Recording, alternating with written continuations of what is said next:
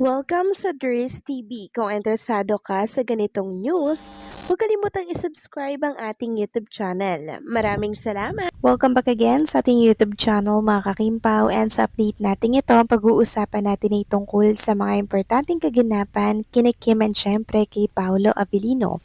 Pero bago po ang lahat, maraming salamat sa inyong patuloy na pagsuporta at pagsubaybay sa mga daily update natin. Kaya naman bilang pasasalamat, narito po ang isang napili kong komento patungkol ito sa naging previous update. Mula ito kay Ginang Norma Dayag, sabi niya dito, Good AM, True Kaders TV. Kanina ang lumalapit sa manok. Sino pa ba Ders TV? Option ko kung sino ba yung babaeng yan na lumapit sa management na magtambal silang dalawa ni Paulo. It's either J or KZ Concepcion. What's a shame? God bless KP. Maraming salamat po sa inyong komento, Ginang Norma Dayag. So wala pa po tayong idea kung sino po sa kanila at alin sa mga artista ang lumapit sa management. Kung sino ba yun, medyo nakakahiya po talaga mga kakimpaw kasi talaga namang babae na po ang naghahabol kay Paulo. Para siya ay makatrabaho and syempre para po makapalapit ng husto kay Paulo. So mabuti na lamang talaga at si Paulo ay may Chinita Princess na.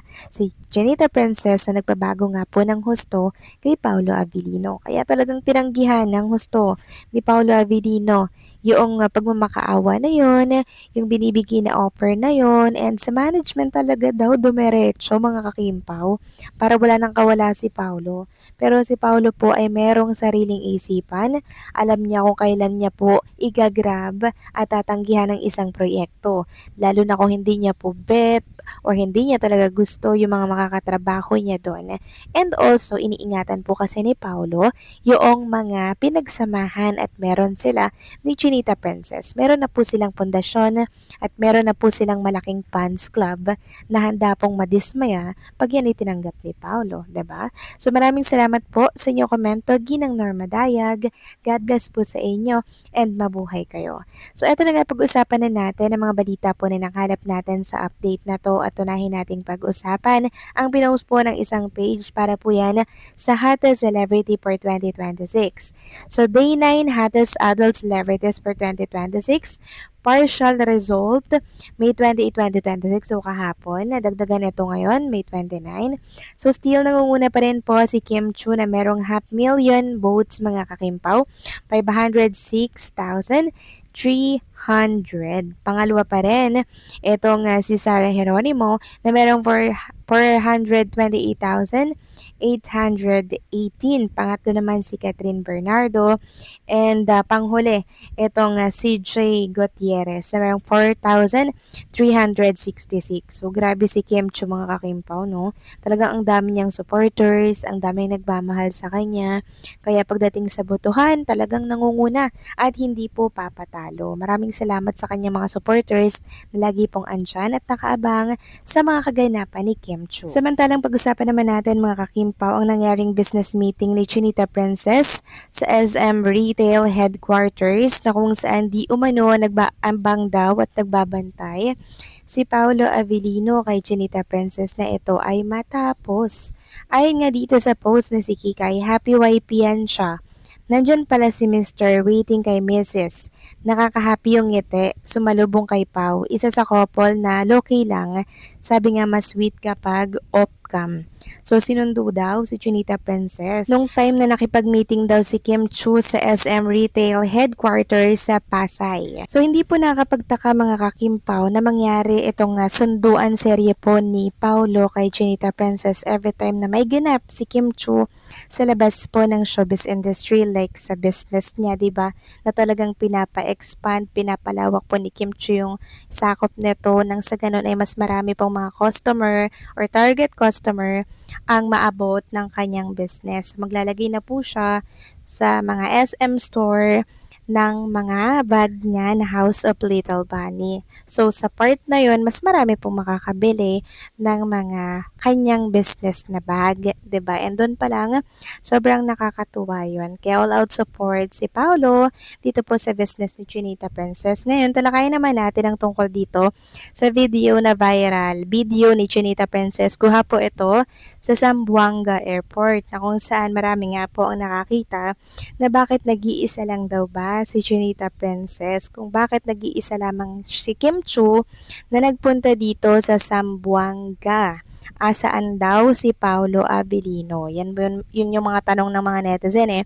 Asan si Paolo Abilino? Bakit hindi sinamaan si Kim Chu? Bakit hinayaan ito na mag-travel mag-isa? So yun yung mga katanungan, mga normal na katanungan po ng mga netizen, mga fans, 'di ba, na nag-aalala po kay Chinita Princess kasi mag-isa nga po siyang bumiyahe dito po sa Zamboanga para po doon sa kanyang business na House of Little Bunny, mga kakimpaw. May malaki kasing pinaplano na naman itong si Chinita Princess. Kaya kahit saan ay nakikita natin siya para sa kanyang business, no? So, ito po ang kasagutan dyan, mga kakimpaw. So, si Paolo Abilino po ay hindi natin nakita dito po sa video na to. Ibig sabihin, posibleng hindi po kasama si Paolo Abilino dito, mga kakimpaw. Marahil meron siyang trabaho or business na inattendan din, 'di ba? And nung nakaraan nakita natin si Ate Hides na nasa airport, siguro ito po yung time na si Kim Chu ay pumunta po dito sa Zamboanga City, mga kakimpaw, para po sa kanyang business. So sana wag naman po magalit yung iba dyan na fans kung wala po dito si Paolo, kung di po niya sinamahan si Chinita Princess, mga kakimpaw. Kasi meron akong mga nababasa na, Paolo, mag-explain ka. Bakit hindi mo sinamahan si Chinita Princess dito? Actually, mga kakimpaw, si Kim Chu naman po nakakapag-isa naman yan. And also, mahigpit din yung kanyang mga security. Nakita nga natin dito na kahit nag-iisa siyang naglalakad, meron pong security nakaagapay sa kanya or nakasabay po sa kanya. Kita natin yon, and dun pa lang, andun po yung safety ni Chinita Princess. Talagang nakasecure si Kim Chu kahit wala po si Paolo Abilino. And also, wag kayong mag-alala kay Kim Chu, mga kakimpaw, dahil si Kimi po ay lagi po yang handa every time po na nagbabiyahe. Kaya kahit wala si Paula Avellino, sana wag pong magtampo yung iba dyan na hindi sinamahan si Chinita Princess. Parang pinababayaan si Kim Chu. Kasi hindi naman po every time ay masasamahan ni Paolo si Chinita Princess, 'di ba? Lalo na kung meron pong inaasikasong iba si Paolo Avellino, 'di ba? Like yung business niya po. Hindi lang po kasi very showy si Paolo, 'di ba? Meron kasi siyang inaatupag, inaasikaso sa likod po ng kamera. At yun po yung dahilan, mga kakimpaw, para hindi niya po masamahan si Chinita Princess. Pero hindi ibig sabihin nun ay pinapabayaan o hinahayaan na si Kim Chu ni Paolo. Ito lamang po, mga kakimpaw, ay napakasimpleng problema or napakasimpleng sitwasyon na dapat po ay hindi natin ikagalit. Okay? Bagkus ay lawakan pa po natin ang ating isipan para unawain ang bagay-bagay sa pagitan ni Kim and ni Paolo. Wag po kayo magalit kay Paolo, okay? So, paano, mga kakimpaw, hanggang dito na lamang pong update natin at maraming salamat po sa inyong patuloy na pagsuporta.